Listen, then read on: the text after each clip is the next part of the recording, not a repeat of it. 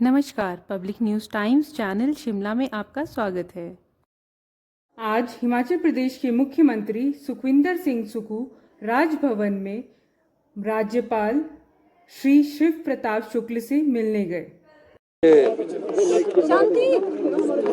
ये एक कड़सी मुलाकात थी और तकरीबन 4 महीने बाद मेरी उनसे मुलाकात हुई और 4 महीने क्योंकि चुनावों में व्यस्त रहे, क्योंकि 16 मार्च के बाद कोड ऑफ कंडक्ट लग गया था, हम भी चुनावों में व्यस्त रहे। निश्चित रूप से मेरी उनसे मुलाकात थी, क्योंकि मैंने उन्ना जाना था, तो मैं इसलिए आज उनसे कड़सी मुलाकात करने के लिए आया हूँ। कुलपति की नियुक्ति को लेकर कोई विवाद है या फिर फाइल कहीं अटकी है? नहीं, वो गवर्नर साहब ने अपनी नाराज़गी जताई कि कुछ एक मुद्दे हैं, जैसे कि योगा डे वाले दिन हमारे सरकारी कार्यक्रम था और उस दिन शहर के हमारे मेयर भी यहाँ पर अनुपस्थिति थे। उनकी बात सही है कि जब सरकारी कार्यक्रम है और वो संवैधानिक पद पर बैठे हैं तो वो थोड़ा सा उस चीज़ का ख्याल रखा जाना चाहिए। और कुछ कम्युनिकेशन गैप है, तो मैंने कहा कि उसको भी दूर किया जाए।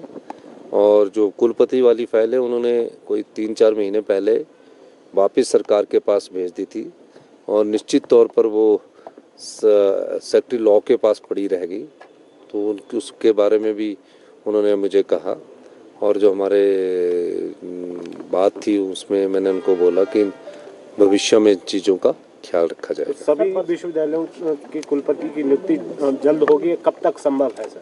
नहीं, वो तो हमारे माननीय महामहिम राज्यपाल जी चाहते हैं कि सभी विश्वविद्यालयों में कुलपति की नियुक्ति हो और नियुक्ति के तहत वहाँ जो शिक्षा का माहौल है उसको बना रहे। उस बारे में भी उन्होंने मुझसे चर्चा की। मैंने कहा कि इस बारे में हम गंभीरता से विचार कर रहे हैं और निश्चित तौर पर जो भी उनकी जो उन्होंने विषय मुझे कहे हैं उस पर हमारी सरकार पूरा गौर करेगी। शुरू हो गई है, प्रिपरेशंस है, देखिए, बड़ी विडम्बना है कि कुनिहार जैसे एरिया में भी बादल फट रहे हैं और चौपाल में भी कल बड़ा नेरबा के पास नुकसान हुआ है।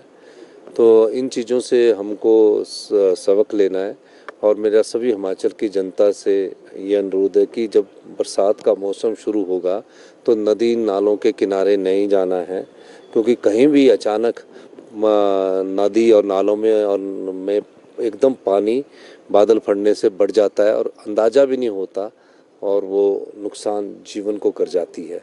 तो हम इस बारे में हमने एहतियात बरतने की मैं जनता से अपील करता हूँ और हमारी जो डिजास्टर एरिया है उसकी एक मीटिंग हो चुकी है और निश्चित तौर पर भविष्य में पिछली साल की तरह आपदा ना आए, भगवान से यही प्रार्थना करते हैं और सारी चुनौतियों का सामना करने के लिए हमने दिशा निर्देश दे दिए हैं। सर, फील्ड स्टाफ को बोला गया है, सभी हाँ, सबको बोल दिया गया, सबको एक्टिव रहने के लिए बोल दिया गया और मैं खुद इसका जायजा भी लेता हूँ। धन्यवाद। लॉ एंड ऑर्डर की इश्यूज भी आए।